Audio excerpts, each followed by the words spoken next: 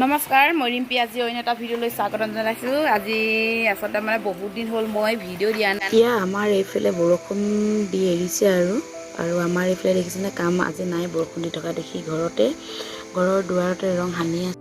কাম বন কৰি মেলি আজৰি হৈ এয়া চাহ খাবলৈ লৈছে। চাহ খাবলৈ লওঁতে দেখিছেনে বাৰু আমাৰ কিমান পৰিয়ালবৰ্গ আছে, চব আহি গৈছে আৰু চাহ খোৱা টাইম হৈছে যিহেতু সেইকাৰণে ইহঁতক দেখিছেনে বাৰু কেনেকৈ বতাকৰ লগতে লাগি লৈছে আৰু চাহ খাবৰ কাৰণে। আৰু ইহঁত দুয়োজনীয়ে খাই বৈ লৈ ইহঁত দুয়োজনীয়ে মুখামুখি হৈ কিনো কথা পাতিছে নাজানো, আৰু লগতে এগৰাকীয়ে নাচিও দিছে। দেখিছেনে বাৰু এয়া কেনেকৈ নাচিবলৈ লৈছে আৰু এগৰাকী খাই আছে। সঁচাকৈয়ে সৰু ল'ৰা ছোৱালী থাকিলে ঘৰখনত বহুত ধুনীয়া এটা আনন্দ পৰিৱেশৰ হৈ থাকে। সিহঁতক চাই মেলি কিবা এটা ভাল লাগি যায়, মনৰ দুখ বেদনা সকলো পাহৰি যোৱা হয়, কষ্টৰ কথাও পাহৰি যোৱা হয়। পিতৃৰ দায়িত্ব সঁচাকৈয়ে বৰ গধুৰ, কাৰণ কিয়নো তেওঁলোকে বহুত কষ্ট আৰু ত্যাগৰ বিনিময়ত নিজৰ সন্তানক পোহপালন দিয়ে, ডাঙৰ দীঘল কৰে। তেওঁলোকে লাগিলে যিমান ডাঙৰ চাকৰিয়ে কৰক বা ডাঙৰ বিজনেছেই কৰক, হ'লেও তেওঁলোকৰ কষ্ট কিন্তু যথেষ্ট তেওঁলোকৰ কষ্ট হয়। আৰু তেওঁলোকে বহুত সন্তানৰ প্ৰতি দায়িত্ব পালন কৰে, আৰু তাৰ সমানে সমানে মাতৃবিলাকো কোনো কমৰ নহয়।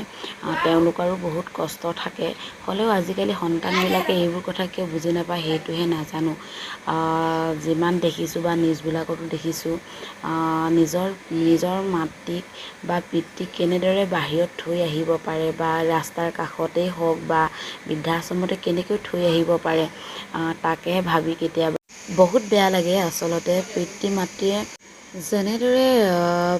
মাতৃয়ে নিজৰ সন্তানৰ প্ৰতি দায়িত্ব পালন কৰিছে বা কৰিছিল, তেনেদৰে যদি সন্তানেও পিতৃ মাতৃৰ প্ৰতি যদি দায়িত্ব পালন কৰিলে হয়, তেতিয়াহ'লে এনেদৰে বৃদ্ধাশ্ৰমত বা অ'ত ত'ত পেলাই থৈ আহিবলগীয়া নহ'ল হ'লে আজি নৱপ্ৰজন্মই।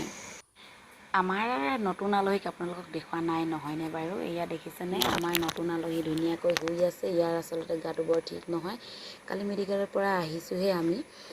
ইয়াৰ জ্বৰ হৈছিল আৰু অলপ কিবা টেষ্ট কৰিব দিছে, ৰিপৰ্টটো আজি আহিব। আমাৰ প্ৰাচুৰ্যক এতিয়া মই উঠাবলৈ চেষ্টা কৰিম, জানো পাৰোঁনে নোৱাৰোঁ, উঠে নে নুঠে। আমাৰ প্ৰাচুৰ্য অকল শুইয়ে থাকে। এয়া দেখিছেনে শুই আছে, মই চেষ্টা কৰিছোঁ কিন্তু উঠাই নাই।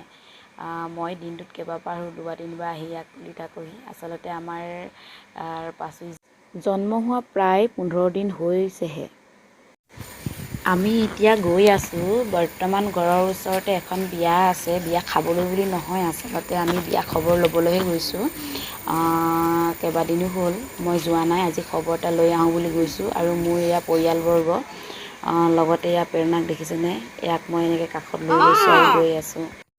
আৰু আমাৰ গাঁৱৰ ঘৰৰ জপনাখন খুলি লাহেকৈ আমি সোমাই গৈছোঁ। এয়া দেখিছেনে বাৰু?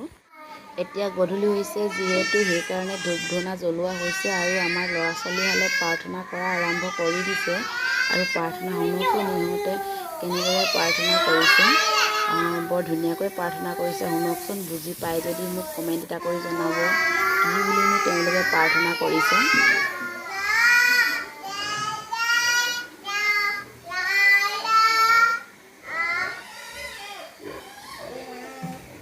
প্ৰাৰ্থনা কৰি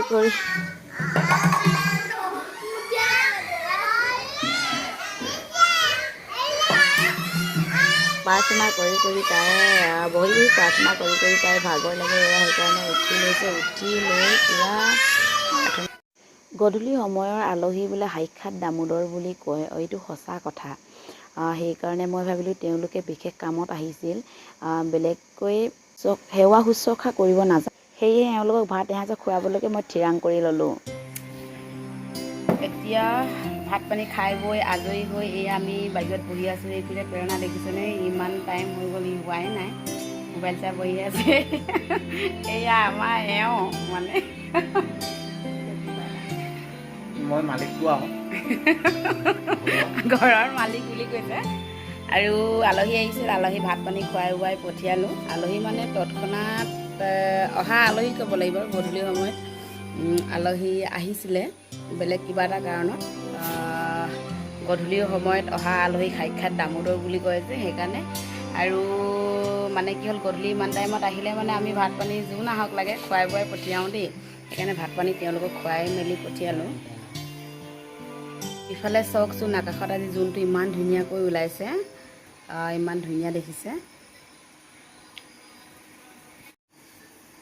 আজি দিনত এইখন দৰ্জাৰ ৰং কৰি আছিলে আমাৰ মালিকে।